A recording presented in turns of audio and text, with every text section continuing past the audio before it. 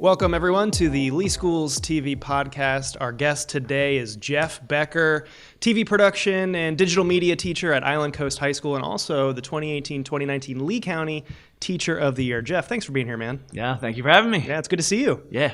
All right, so we're going to talk about you in just a second, but first, before we start, I just want to remind everybody that the Lee Schools TV podcast is available on SoundCloud, iTunes, Apple Podcasts. You can also catch the video cast of the podcast on Facebook and YouTube on Saturday mornings. And yeah, so check us out. We have more than 20 episodes now up. We have a different guest every week, people who work for the school district, sometimes students, sometimes teachers, administrators. We've had the superintendent on. That was an interesting podcast, so check them out. All right, Jeff, thanks again for being here. My pleasure. Okay, so once again, you're the TV production teacher, digital media teacher at Island Coast High School. You were named the Lee County Teacher of the Year this year. Congratulations. Thank you. After just a year and a half of teaching, this is only your second year of teaching in your life. Yeah, absolutely. So before we get into kind of what you've been doing at the school to be worthy of being named Teacher of the Year, let's talk a little bit about your background. So I know before you were a teacher, you were a school counselor. So kind of just take us through your backstory, where you grew up and your journey until you became a teacher at Island Coast. Yeah, so I was actually just going through this with some of my students today that were asking the same question. So I grew up in a very small town in South Jersey, Pittman. So shout out to Pittman. And so Pittman's about 2.5 square miles total, the whole town. So there's like 3 traffic lights. It's just probably what you're thinking. So after graduating high school, I went on to receive a degree in interpersonal communication theory, which kind of leads you into this weird area of not really knowing what kind of job you're going to be going into and stuff like that. So I took a job as a copier salesman. So it was an interesting road. It wasn't the direction I thought I was going to be going into, but I knew I liked to speak. And people were like, no, yeah, you'd probably be good at sales. And so I went for it. And I turned out to be really good at it. I remember I was 26, and I think I made something like almost $80,000 my first year out of college selling copier machines. However, after about 3 years, I was banging my head against the wall, just knowing for a fact that wasn't what I was supposed to be doing in this world. I went back to get my master's degree in elementary and secondary school counseling. I was a school counselor here in Lee County. That was that was when I moved down here. Worked as a school counselor in Lee County. We had some really fun times at a couple different schools, but I still felt like there was something different I was supposed to be doing. Like I was with the kids and I knew that energized me. I was doing classroom lessons, which I knew energized me. I felt like we were making a great impact with the students, but I still felt like there was something even more I was supposed to be doing. So that turns out it was teaching. And so, yeah, like you said, about a year and a half ago, I came on board at Island Coast High School, and that was it. Like I'd never been more sure in my life that was my sweet spot. That's what I was supposed to be doing. And let's talk about that a little bit more. So I've known plenty of people. Not plenty, but I've known a few people who were in education and left for a couple of years and then realized that there was something missing in their life, like some meaning and purpose, and they decided that they wanted to go back into teaching because they really missed that purpose. Can you kind of talk a little bit more about that? What is it about, you were making good money as a copier salesman, but you said you were missing something. And so what is it about teaching, being in the classroom, working with students that really, is meaningful? Yeah. It's hard to explain, but it was like the closer I got to working with students full time, the more I was realizing that was the thing. When I was a counselor, it's a fun job, and we did a lot of classroom lessons, but that was a small portion of it. And there was a lot of other administrative tasks with that. That's just not where my gifts are. That's just not what my strengths are. So yeah, I was doing it and at a high level, and we were doing a lot of great things, but I was finding that more when I was doing group counseling and stuff. So we would take groups of 8, 10, or 12 of our students that we identified through data that they needed help and they needed mentorship and stuff like that. So it was, when I was a counselor, my favorite things that I did were my group counseling, my classroom lessons, and coaching basketball. And so it was just through those things, I'm like, oh my gosh, well, I guess maybe being a teacher is kind of like those three things, but all of the time. So it was just the stars aligned, and it was just like this lucky situation that I got to have such a cool position at Island Coast. And like I said, as soon as I started doing it, like I'd never taught before. I'd been a counselor for 6 or 7 years, but then like once I got a hang of it after a couple months, I was like, wow, my theory was right. And you didn't have, you didn't come from a TV or a production background. So was it a big learning curve for you starting out and taking over the TV production program at Island Coast? Yeah, that's a good question. So I don't have a traditional education. I did a lot of video communication. Actually, when I was a guidance counselor, we were doing these classroom lessons, and our school had doubled in size over a summer. And I remember I had the problem of trying to figure out how are we still going to get into every single classroom. I'm racking my brain, and I'm worried about it, and I'm stressing out. I'm like, we can't just do these lessons in some classes and not others. And we stumbled upon the solution of video communication. So yes, we can get into all of the classrooms. If we do one really awesome video, we send it out and have it on the smart boards and the TVs in the classrooms, then yes, we can still do them. So I remember I made my first video. I put my tripod up in my office, in my guidance counseling office. And I remember being like, hey, guys, today let's talk about character and ethics and blah, blah, blah. And so I do this little video. And I self-taught myself how to get it into the editing software. And I remember I watched it. It was the worst thing I'd ever seen in my whole life, Adam. I'm not joking. It was like, I was so embarrassed. I was like cringing myself. And so I was like, you know what? I got to learn how to really do this. Because I believe that is the solution, but I need to be able to do it a whole lot better. Because if I really expect the students to watch it, it's got to be good. It's got to be as good as the other stuff that they're watching. And so I knew I could figure it out. But yeah, it was through a lot of self-education, watching a lot of videos, taking a lot of courses on my own, reading a lot of books, watching tutorials, stuff like that. And I was lucky to have a lot of people in Southwest Florida that know a lot about video communication. So it was like I said, the stars aligned, and I just knew the right people and stumbled upon the right solutions. And that was another thing, is I never knew how much I loved video communication and video production until I stumbled into it. Yeah. So you mentioned you got to make sure that you're creating something that the students are going to watch, and that's a good segue into what I was going to ask you next. So you came in, and I think part of the reason that you were recognized as Teacher of the Year is because you came in and you really changed things up at Island Coast High, their student-run news show. Mm-hmm. And you have a kind of a slogan or a motto that you use in class, and it's less newsy, more YouTubey. Yeah. Explain that. Yeah, so the philosophy is that, students aren't sitting down and watching Channel 6 news. They're just not. Students don't sit in front of TVs much. As well as I do, they're getting their news a lot of times through social media as the primary source of their news. And it's not even what we remember, Peter Jennings on the nightly news and stuff like that.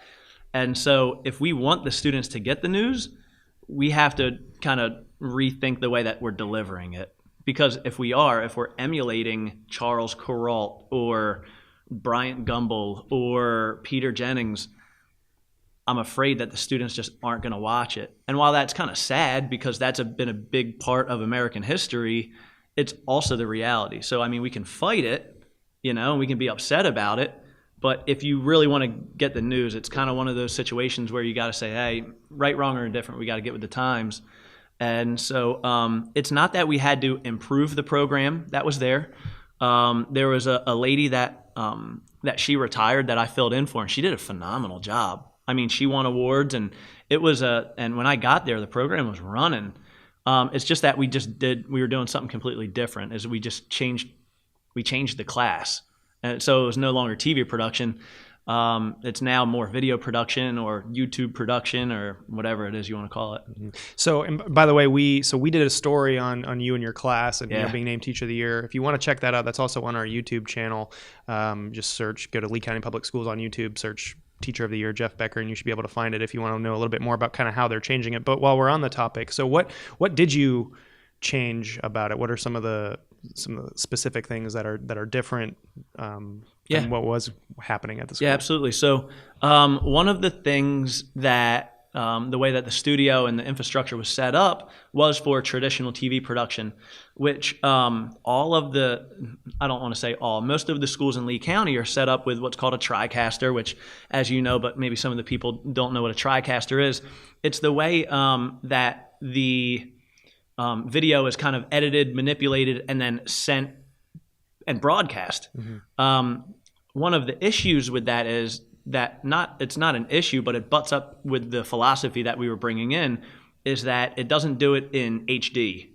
And so, I mean, students, they're watching probably 5 to 10 hours a day of HD, really high quality video. So again, if we want them to listen, we have to go HD. So in order to do that, we change it to kind of like a YouTube-y vlogger kind of format, where we're using same cameras, a little bit of a different broadcast technology. We go out through YouTube, full HD. We change the language around a lot.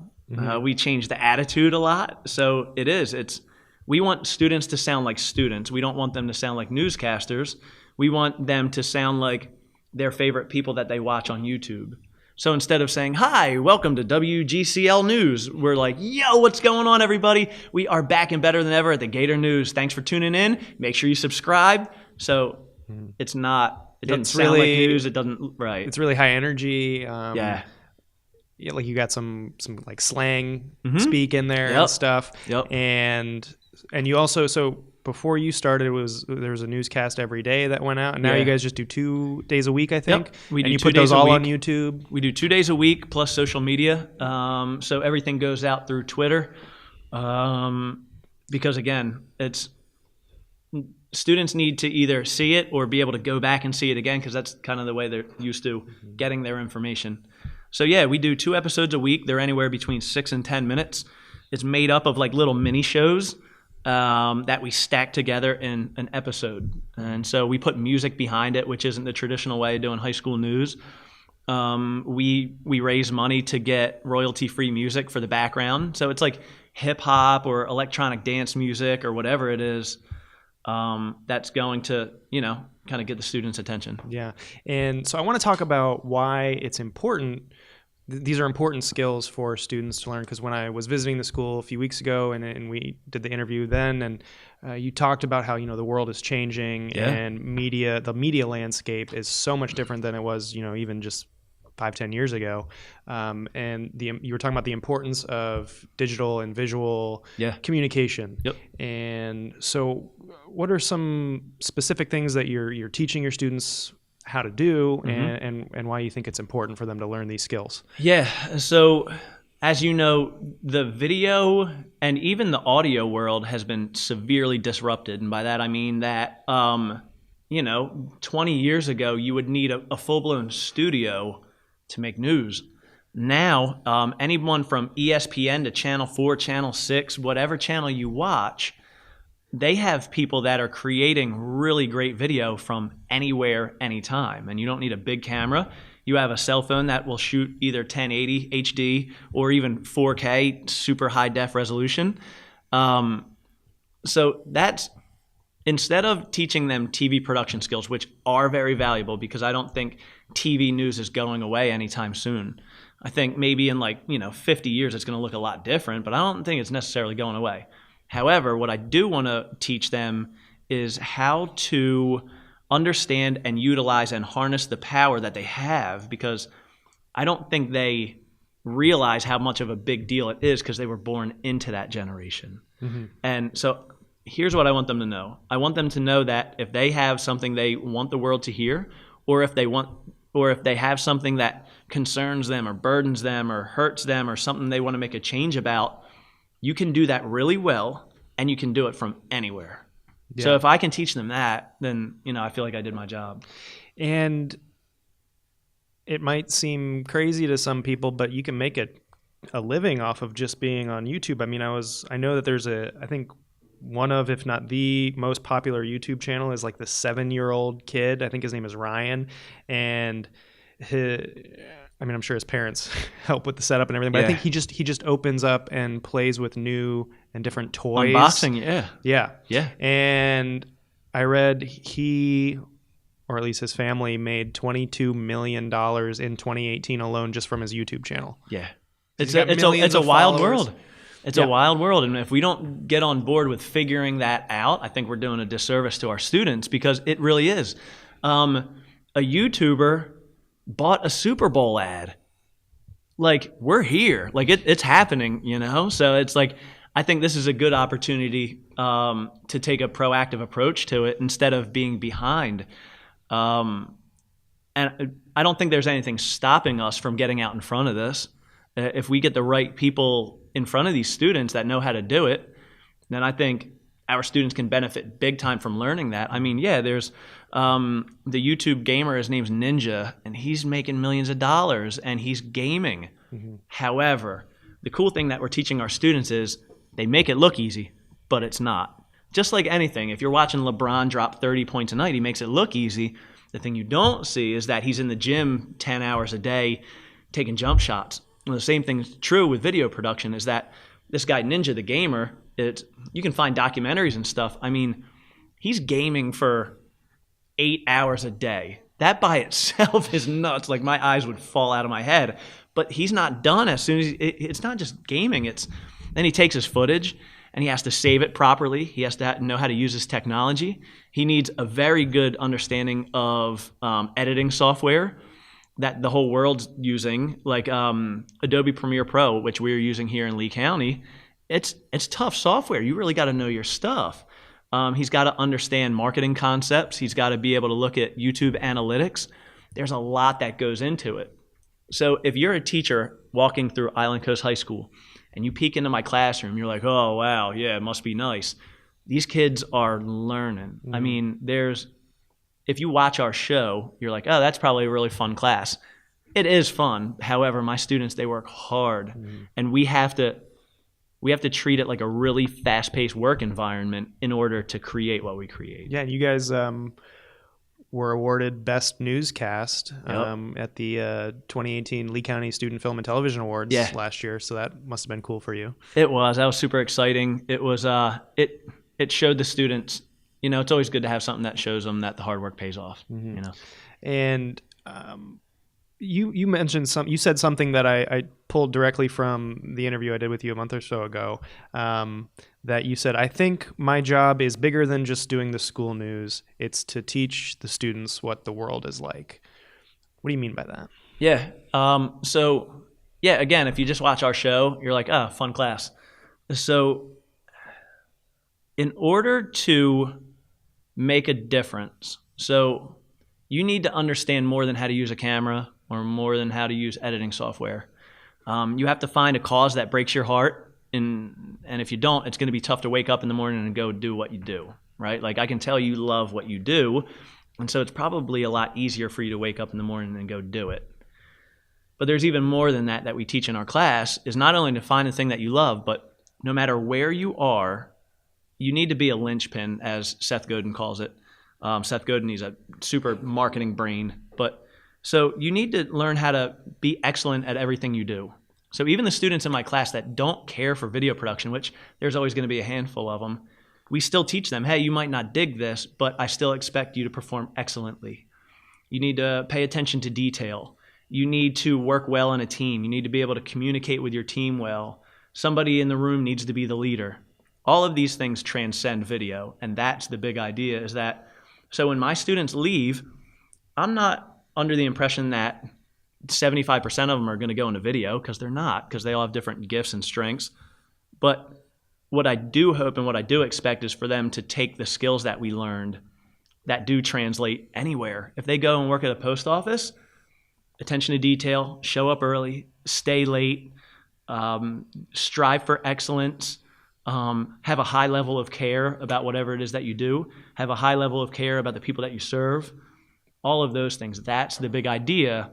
So my video production class is the vehicle for teaching those things. Yeah, and like you said, a lot of what they're learning transcends video, because they can take a lot of what they're learning, digital marketing, social media marketing, just video communication, and they can they can use those skills in any number of different career paths. So you've only been teaching for almost 2 years now, but just 2 years, let's say 2 years. Yeah. How has, in the short amount of time that you've been teaching, I know you've been in the school atmosphere for several years now because you're a former counselor, but how has teaching specifically in the short 2 year time frame, how has it changed you as a person? Yeah, that's a great question. And so I'm a very fast-paced, high-energy individual, and so my weakness is slowing down to figure out what it is that I'm learning and what it is that I need to learn. So, so you have the video stuff that I have to teach. You have the workplace stuff that I don't have to teach, but I think it's important.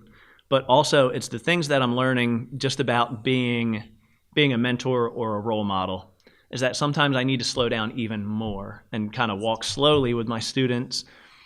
I'll find myself sometimes and I'm like, dang, you know what? I don't know how long it's been since I checked in with my boy Preston, And so I will, then I'll stop and be like, hey man, so how are you? And he'll go, oh yeah, my video's almost done. That's when I know I'm not doing my job right.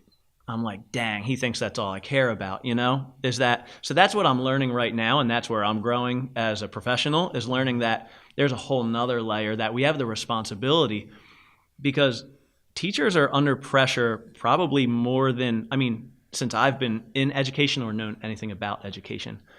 Teachers are under pressure to hit marks, make sure they're acing their evaluations, keeping high VAM scores, giving end-of-course assessments.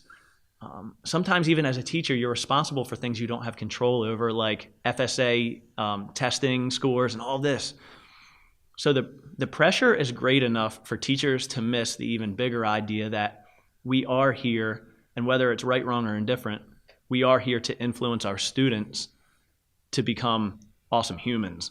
And so that's kind of what I'm learning. And being a CTE teacher or a career and technical education teacher, I understand that I think I have an even bigger responsibility because I don't have one of those big, crazy end-of-the-year tests. So I think I need to slow myself down and realize that I have an even greater responsibility to make sure that I'm connecting with them on a human level too. Does that make sense? Yeah, and I'm glad you brought up career and tech education, because we just put out a video last week, short video about the importance of career and tech education, things like trades, maybe not your typical, core subject areas that, are great for kids to know, and it helps them, score well on tests and then go to college, and they can study all sorts of things in college. But one thing that we are really trying to emphasize to a lot of our students is, that college isn't for everybody. There's tons of great career opportunities for students who don't necessarily need or want to go to a 4-year university where, you could, after 4 years, you could end up in a lot of debt. Right. And so, for example, I visited 3 different schools. I went to Eastleigh County High School and visited their culinary program, where students learn how to run a restaurant, basically. Yeah. And I went to Fort Myers Technical College, which a lot of people don't realize is part of the Lee County School District. But they, learn how to work on boats. And, the teacher there said he had 8 students graduate recently, and 6 of them are already working in the field. And so cool. Eventually they could start their own business, write their own paychecks. Yeah. And the third school was, I'm blanking. I went to Bonita Springs High School, and their aerospace academy is teaching kids how to fly drones. Yeah, that's pretty cool too. Yep. Or they can be, they can get their private pilot's license. Yeah, I saw them on their simulators. Yeah. Pretty crazy. So I just want to get your thoughts on kind of the direction that a lot of people are going and school districts are going, kind of taking a second look at the way we're educating students, and kind of finding this newfound emphasis on, well, maybe we should start curtailing our education a little bit towards, encouraging students, if they want to look into trades and things like that. I think that's really smart, and it's really refreshing to hear that you working at the district level, that I don't know how many of you share that philosophy here at the district level, but it's really refreshing to hear that you do, because that's how things kind of are going. The gig economy, freelancing. So, yes, with like welding and boat mechanics and all that kind of stuff, absolutely. But even more so, things like what we're doing with graphic arts and video production and video editing and things like that. Yeah, your program is part of the CTE. Yeah. But what I think is that more students, even in that technology. So I think in the past, the misconception is that students that know how to use computers are definitely going to college for stuff. Not necessarily, like you alluded to, is that there are a lot of programs that are certification programs or career training programs that where you're not going to have to take as many traditional college courses and rack up that debt if you're not going to go a traditional route. What I mean by that is that entrepreneurship and being a solopreneur or a freelancer, whatever it is you want to call it, that's booming. And so there are a ton of avenues where students can actually get jobs as high schoolers if they have the skills. And here at Lee County, we're actually giving them those skills. Students in my class earn certifications in Adobe Premiere Pro. At Island Coast High School, I think possibly at this time, we're leading the district in industry certifications in Photoshop, in Adobe Illustrator, in Adobe Premiere, we do an agriculture program. So all of that to say, these students have the skills, maybe not necessarily the soft skills or social skills, but they do have the hard skills to actually start earning money much younger than they were before because of the way that society is set up and the way that it's working. The world's getting a lot smaller. It's like Uber has disrupted the cab industry. Well, the same thing is happening with things like video production, audio production, graphic arts. Like students, if you have enough skills, you can be a freelance graphic artist right now. Mm-hmm. So yeah, it would be cool to see where that goes. But it's like I said, it's refreshing to hear that the district is heading that way. Yeah, and I haven't polled everybody at the district, so I don't know how to feel about that. Yeah, you're like, and just to be clear, we're not saying that college is bad. Correct. Obviously, it's Correct. Could be college can be very beneficial to a lot of students. Every student's unique, and each situation they should assess and decide for themselves. Talk with their parents, of course, absolutely, but about what's best for them moving forward and everything like that. Yeah, it's cool to see that there are more options for students that before didn't know what to do. Exactly. It's like I went to college, you went to college, and like you said, there's I think still a large majority that are going to go to college, and that's the right move. But it's cool that more options are opening up, and I think that lowers frustration and would ultimately lower the failure rate of students going into college. Absolutely. Like if college isn't right for you, it's such a tragedy to see students going into college when it's not the right thing. So it's cool that options are opening up. For sure. Okay, so what was it like for you? What did it mean to you, to be recognized as the 2018-2019 Teacher of the Year? It was really, really cool. I never in a million years thought that I was going to get it. And here's why. It's not because of my level of care for students, because I do believe that I care for students more than anybody. But I've had so many really cool mentors in education, and as a counselor, I've gotten to work side by side with so many awesome educators in Lee County that just to be in the same conversation as them, I was like, whoa.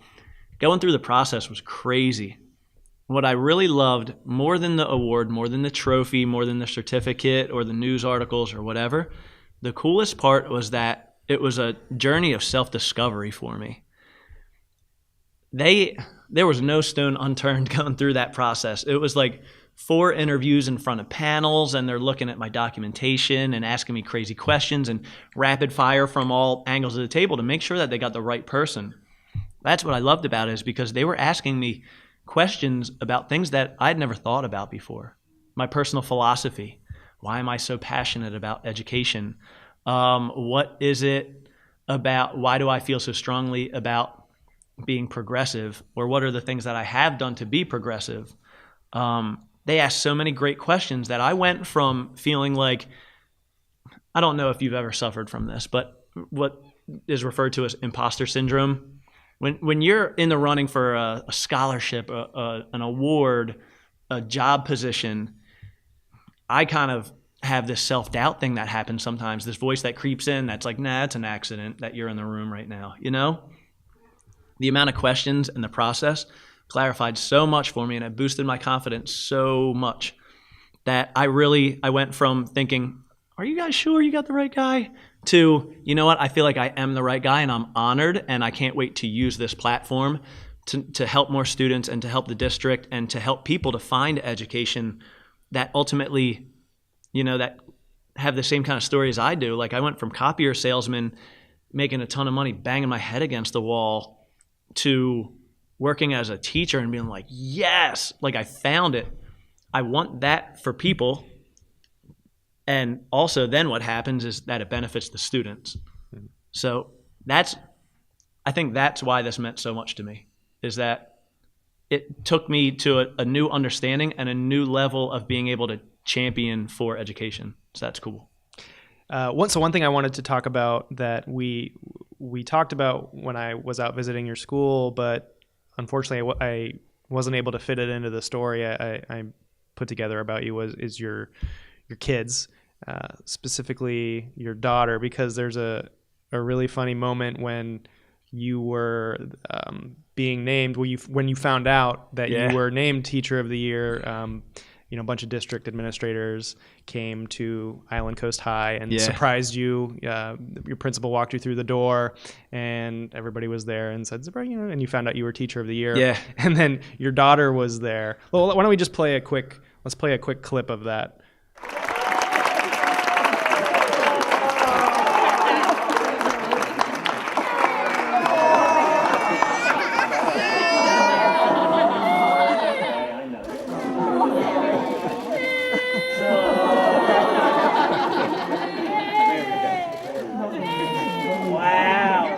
Okay, so tell me about your daughter and that moment. Yeah, my daughter, she is going to be a world changer, man. She is a mega brain, and it's so funny that, so when you become a parent, a lot of crazy things happen. Like, if in that clip, you see that I'm like, it's the superintendent and everybody from the school board and my wife and my father-in-law and like my principals, but all I could think is, oh my gosh, I got to get to my daughter. Like, because I know she's frazzled. She's a mega brain, like I said. She's been like speaking since she was like almost like, I think it was right after she turned 1. She was saying just full-blown words and saying sentences and like, and linguistically, she's been just leaps and bounds ahead of so many children. And so we're really lucky to have a daughter with a cool gift like that. But when things are not in order, it rattles her, man. Yeah, so she was it's freaked like, out. She's like, wait a minute. 5 seconds ago, nobody was clapping, and now everyone's clapping and screaming and flashing lights, and no, this is not right now. And so that's kind of the reason behind the meltdown. But yeah, man, Sophie Becker, man, you remember that name. She's gonna be something special. And she's 3 years old? She's 3 years old, and I have a son who's 1 year old. 1 year old, excuse me. Henry. Henry is the size of a 3-year-old. We just weighed them yesterday. Sophie weighs 30 pounds. Henry, who we call Bunk, he weighs like 25 or 26 pounds. So my 3-year-old, my 1-year-old weigh about the same. He might be a linebacker and an offensive lineman, and she'll be some academic scholar. Where's Bunk come from? I don't know, man. It was just like his spirit name or something. It's just he was this big burly kid out of nowhere, and it's Bunk, you know? Your wife is a teacher, right? Yeah, best teacher in the world, man. So Morgan Becker, everybody knows her as Morgan Kirk. That's my claim to fame. Amazing woman. She's such an inspirational educator. Her second year teaching, she was a Golden Apple winner, and my hat's off to her, man. Just, you want to talk about a process. That Golden Apple, that's like 12 classroom observations and no stone unturned when it comes to auditing. So yeah, she works at Fort Myers Middle Academy right now, and so yeah, she's still teaching. We have our spring teacher recruitment fair coming up soon. So what would your pitch be to people that maybe aren't working in education, or maybe people working in education outside of Lee County? But what would your pitch be to people to come work and to be a teacher? Absolutely. So I think that one of the big issues as it pertains to education and finding new people that love students is that I think there might be a misconception as to what schools look like in 2019. I think people that are about my age, so I'm 36 years old, I can speak from experience that my friends from the business sector, they have no idea what a classroom looks like now. They've never seen a smart board. They probably still imagine there's some kind of overhead projector. Education has changed so much, so I think that they still see that the archetype of the angry lady with gray hair with the bun that's smacking the blackboard with a stick and using chalk. Education is so cool, and that I think there is a generation of teachers that just don't know they're teachers yet. Studies show that 6 out of 10 people between the age of like 21 and 34 are highly open to changing jobs.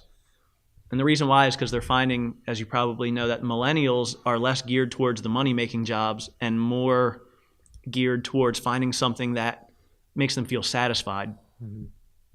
It sounds to me like now is the time to get people into education. Yeah, I think millennials change jobs more than any other generation. Correct. So I say, like, hey, millennials, like, come check out education. If you're not digging where you're at, you might be an awesome teacher and you just don't know it yet. This might light you up like crazy. I could do this all day. I work probably 60 plus hours a week, and I wish I could work more because this lights me up so much. And so whether it's CTE or technical stuff or whatever it is that you're passionate about, I think that there are people that throughout life say things like, you know what? If I wasn't a chemical engineer, I would have made a great trigonometry teacher. You know what I mean? I think there are a lot of people out there that feel that way. And so that would be my pitch is like, hey, if you're not 100% sure you're where you're supposed to be, and they would know what I meant. If you don't know that you're 100% where you're supposed to be, take a peek inside education. It might just be your calling, and it might just light you up. That'd be my pitch. Cool. Anything else? All right. Good, man. All right. So what is your favorite book? Favorite book, Dan Brown books are amazing, but I'm also, I've become more fast-paced the older I get, and I want to read more leadership books. So 5 Dysfunctions of a Team by Patrick Lencioni. What's that about? So it's a leadership book that Patrick Lencioni, he usually writes in fable format, but they're leadership books, and they teach you that it's a pyramid, like there are a million pyramid books and pyramid models and stuff like that, but they talk about that one of the most powerful things you can do for any organization or any team is learn how to be a cohesive unit.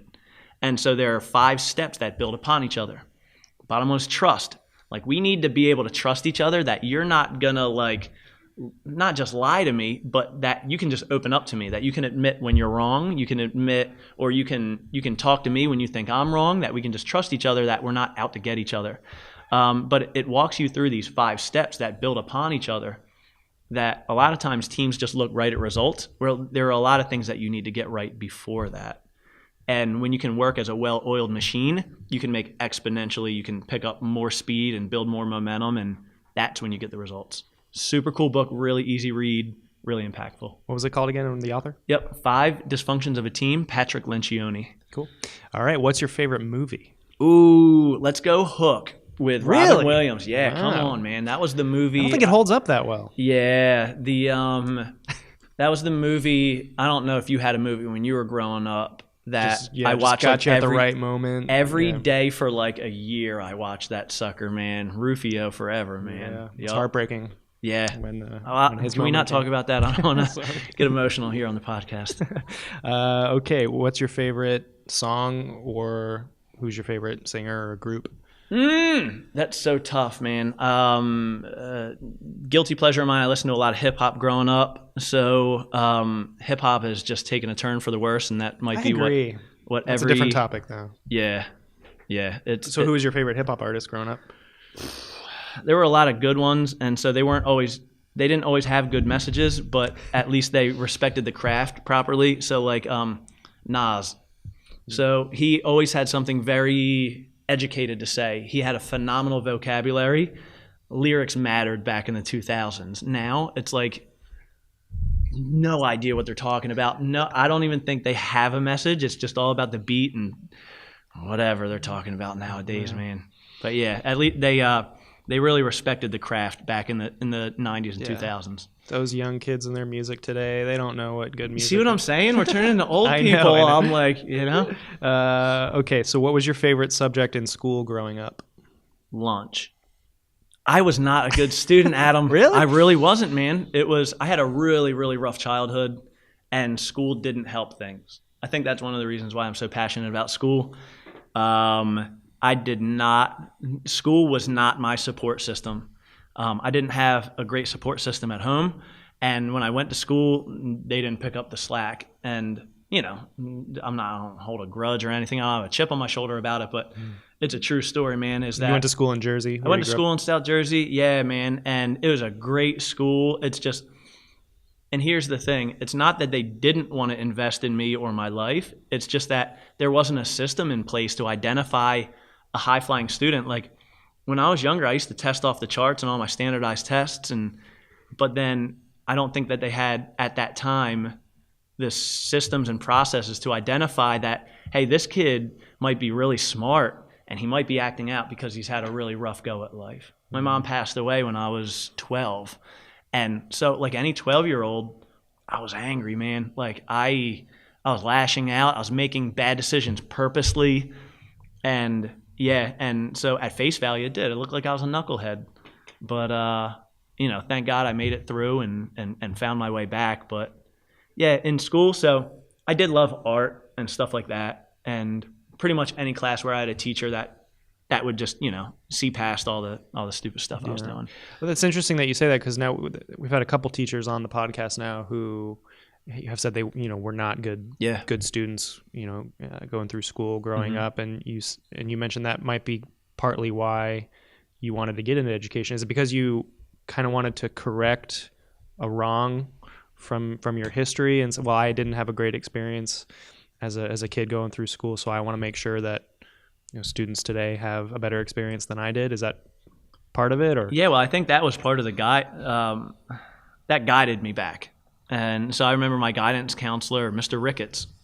And so I remember he would call me down because I was being a knucklehead or getting bad grades, or I needed to pull my grades up at the end of the quarter or whatever. But I remember that he was, he really took interest in why, and he would give me pep talks and he would talk to me. I remember him saying like, hey man, you and I, we're a lot alike, we have a lot of emotions in here and a lot of anger in here, but if we don't figure out what to do with those, it's going to significantly impact our life. That was probably one of the only things I remember about high school. So just thinking about that and thinking like, you know what, I would love to be that guy. I would love to be a guidance counselor. And so absolutely that attributed to the reoccurring thought, maybe I should go into education. So yeah, absolutely. All right. Last one. If you could, and I've said this before, I know it's kind of a cliche question, but if you could have dinner with anyone, living or dead, who would it be? Ooh. And why? Let's go Barack Obama. Yep. I don't like to talk politics at all. I just feel like I feel like he's a good leader. I love to pick the brains of high-level leaders. And so he's the first one that comes to mind, is that, so anything a president does, it's going to be popular if you ask 50% of the people. So whether I think what he did was right, whether I think what he did was wrong, is I think he carried himself well, and I think he was leading the country. He was actually actively leading.